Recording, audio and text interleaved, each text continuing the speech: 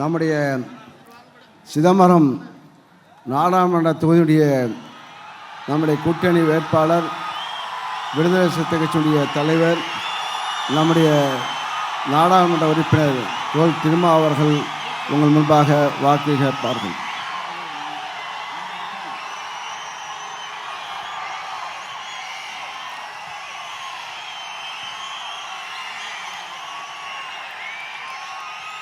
இந்தியாவில் ஆட்சி மாற்றத்தை ஏற்படுத்துவதற்காக தேர்தல் வியூகம் அமைத்து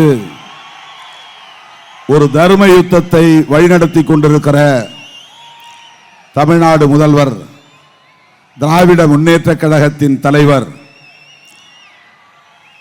மாண்புமிகு அண்ணன் தளபதி அவர்களே, இங்கே கண்ணுக்கெட்டிய தூரம் வரையில் கடலென திரண்டிருக்கிற பாசிச பாஜக அரசை விரட்டி அடிப்பதற்கான போராளிகளே, என் உயிரின் உயிரான விடுதலை சிறுத்தைகளே, உங்கள் அனைவருக்கும் என்னுடைய பணிவார்ந்த வணக்கத்தை தெரிவித்துக் கொள்கிறேன். நமது முதல்வர் அவர்கள் இங்கே உரையாற்ற வேண்டும். வேட்பாளர்கள் ஓரிரு நிமிடங்கள் தான் எல்லா இடங்களிலும் பேசிக் கொண்டிருக்கிறார்கள்.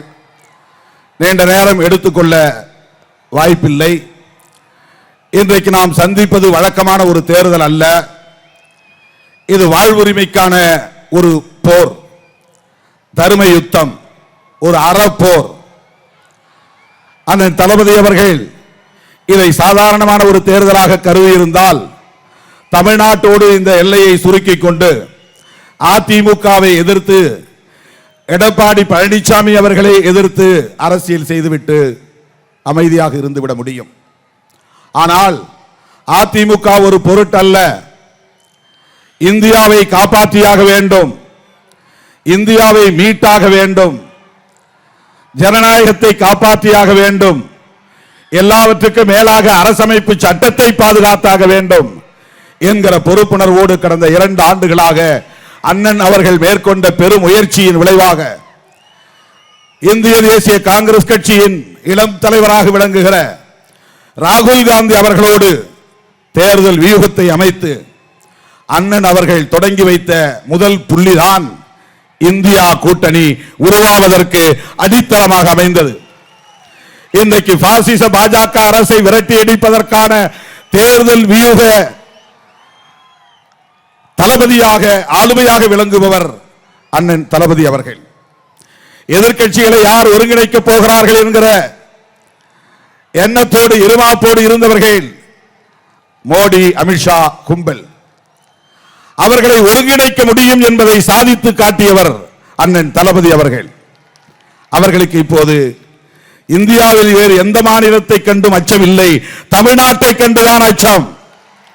இந்தியாவில் வேறு எந்த தலைவரை விடவும் மோடி, அமித்ஷா கும்பலுக்கு அச்சம் இருக்கிறது என்றால் தமிழ்நாட்டு முதல்வர் மாண்புமிகு அண்ணன் தளபதி அவர்களை கண்டு தான் அச்சம். ஏன் அவர் இந்தியாவை தமது எல்லையாக ஏற்றுக்கொண்டார்? தமிழ்நாட்டு அளவிலே தன் எல்லையை சுருக்கிக் கொள்ளவில்லை. அவர் தந்தை பெரியாரின் மடியில் வளர்ந்தவர், பேரறிஞர் அண்ணாவால் தூக்கி வளர்க்க பெற்றவர், முத்தமிழறிஞர் கலைஞரின் அரசியல் பாசறையில் கற்றவர். அதனால்தான் சமூக நீதியை பாதுகாப்பதற்காக பாசிச பாஜகவோடு கைகோர்க்க விரும்பவில்லை. பாஜகவோடு நட்பு பாராட்ட விரும்பியிருந்தால் செந்தில் பாலாஜி உள்ளே போயிருக்க தேவையில்லை. பாஜகவோடு நட்பு பாராட்ட விரும்பியிருந்தால் அண்ணன் பொன்முடி அவர்கள் பதவியை இழக்க வேண்டிய நெருக்கடி ஏற்பட்டிருக்காது. பாஜகவோடு நட்பு பாராட்ட வேண்டும் என்று அண்ணன் விரும்பியிருந்தால் அங்கே அதிமுக இடமே இருக்காது. ஆனால் முத்தமிழறிஞர் கலைஞரின் அரசியல் வாரிசு என்பதனால் சமூக நீதியை பாதுகாப்பதுதான் நம்முடைய நோக்கம், அரசமைப்பு சட்டத்தை பாதுகாப்பதுதான் நோக்கம், ஜனநாயகத்தை பாதுகாப்பதுதான் நோக்கம் என்று எத்தனை நெருக்கடி வந்தாலும் அந்த நெருக்கடிகளை எதிர்கொள்ள தயார் என்கிற நெஞ்சுரத்தோடு இன்றைக்கு பாசிச பாஜக அரசை விரட்டி அடிப்பதற்கான வியூகத்தை அமைத்திருக்கிறார். கன்னியாகுமரியிலிருந்து காஷ்மீர் வரையில் ராகுல் காந்தி தன் கால்களால் இந்திய தேசத்தை அளந்திருக்கிறார். மணிப்பூரில் இருந்து மகாராஷ்டிரா வரையில் தன் காலடிகளால் பல்லாயிரக்கணக்கான கிலோமீட்டர் நடந்து போய் மக்களை சந்தித்திருக்கிறார். அந்த பயணத்தை தொடங்கி வைத்த பெருமை அண்ணன் தளபதி அவர்களை சாரும். அந்த பயணத்தின் நிறைவு விழாவில் பங்கேற்று அவரை பாராட்டி வாழ்த்திய பெருமை அண்ணன் தளபதி அவர்களை சாரும். இன்றைக்கு ராகுல் காந்தி அவர்களின் கரத்தை வலுப்படுத்துவதன் மூலம்தான் இந்த நாட்டை மீட்க முடியும் என்கிற நம்பிக்கை கொண்டிருப்பவர் நமது அண்ணன் தளபதி அவர்கள். ராகுல் காந்தியின் கரத்தை வலுப்படுத்துவதன் மூலம்தான் பாசிச பாஜக அரசை விரட்டியடிக்க முடியும் என்கிற நம்பிக்கையை 2019 வெளிப்படையாக அறிவித்த துணிச்சல் நம்முடைய தளபதி அவர்களின் துணிச்சல். இந்தியாவில் வேறு எந்த மாநில முதல்வரும் அதை செய்யவில்லை, எந்த மாநில தலைவரும் அதை செய்யவில்லை. ஏன் காங்கிரஸில் இருந்து வெளியேறி கட்சி தொடங்கிய காங்கிரஸ் பாரம்பரியத்தை சார்ந்த தலைவர்கள் கூட தயங்கிய போது வெளிப்படையாக முதலில் அறிவித்த பெருமை அடுத்தது ராகுல் காந்தி தான் இந்த நாட்டை காப்பாற்ற முடியும் என்கிற கருத்தை வெளியிட்ட துணிச்சல் அண்ணன் அவர்களை சாரும். அப்படிப்பட்ட ஆளுமை இன்றைக்கு தமிழ்நாட்டில் இருந்து கொண்டு ஒட்டுமொத்த தேசத்தையே வழிநடத்துகிறார் அண்ணன் தளபதி அவர்கள். இந்த தேர்தல் தேதி அறிவித்த உடனேயே, தொகுதி பங்கீடு முடித்த உடனேயே தளபதி அவர்கள் அறிவித்த செய்தி 40 நானே நிற்கிறேன். சிதம்பரத்திலும் வேட்பாளர் தளபதி ஸ்டாலின் அவர்கள்தான், மயிலாடுதுறையிலும் வேட்பாளர் தளபதி ஸ்டாலின் அவர்கள்தான், கடலூரிலும் விஷ்ணு பிரசாத் அல்ல, நம்முடைய தளபதி முத்துவேல் கருணாநிதி ஸ்டாலின் தான் வேட்பாளர். தொகுதிகளில் சின்னம் மாறலாம், ஆனால் 40 தொகுதிகளிலும் நானே நிற்கிறேன் என்று சொன்னார். 1977 நாட்டில் ஒரு நெருக்கடி ஏற்பட்ட போது இந்தியா முழுவதும் பயணம் செய்து தலைவர்களை எல்லாம் ஒருங்கிணைத்து ஒரு கூட்டணியை உருவாக்கிய வரலாற்றை படைத்தவர் முத்தமிழ் அறிஞர் கலைஞர்.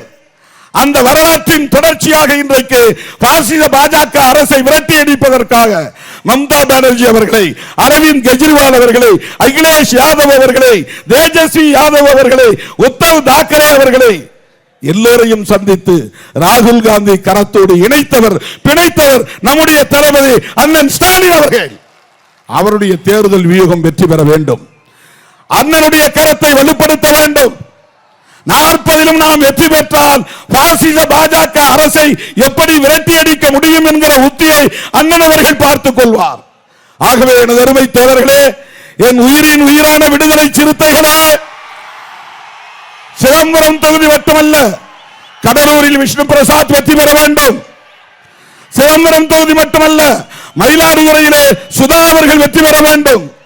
சிதம்பரம் தொகுதியில் மட்டுமல்ல, தமிழ்நாடு முழுவதும் பாண்டிச்சேரி உட்பட 40 தொகுதிகளிலும் விடுதலை சிறுத்தைகள் உயிரை கொடுத்து எஞ்சியுள்ள இந்த 10-12 நாட்கள் பணியாற்ற வேண்டும் என்று கேட்டு அண்ணன் அவர்கள் எடுக்கிற அத்தனை முயற்சிகளுக்கும் விடுதலை சிறுத்தைகள் என்றென்றைக்கும் உற்ற துணை இருப்போம், தோள் கொடுப்போம். அண்ணன் அவர்களுடைய இந்த தேர்தல் வியூகம் வெற்றி பெற வேண்டும். அதற்கு சிதம்பரம் தொகுதியிலே பானை சின்னத்திலே வாக்களிக்க வேண்டும், கடலூர் தொகுதியிலே கை சின்னத்தில் வாக்களிக்க வேண்டும், மயிலாடுதுறை தொகுதியிலே கை சின்னத்தில் வாக்களிக்க வேண்டும் என்று கேட்டுக்கொண்டு இந்த நிகழ்ச்சியை இவ்வளவு சிறப்பாக ஏற்பாடு செய்த தம்பி MRKP கதிரவன் அவர்களுக்கு இந்த நேரத்தில் என்னுடைய வாழ்த்துக்களை தெரிவித்து, தோழர் சிந்தனை செல்வன் உள்ளிட்ட நமது கட்சி தோழர்களுக்கும் வாழ்த்துக்களை சொல்லி நிறைவு செய்கிறேன். நன்றி, வணக்கம். நமது சின்னம் அண்ணன் தளபதியின் சின்னம்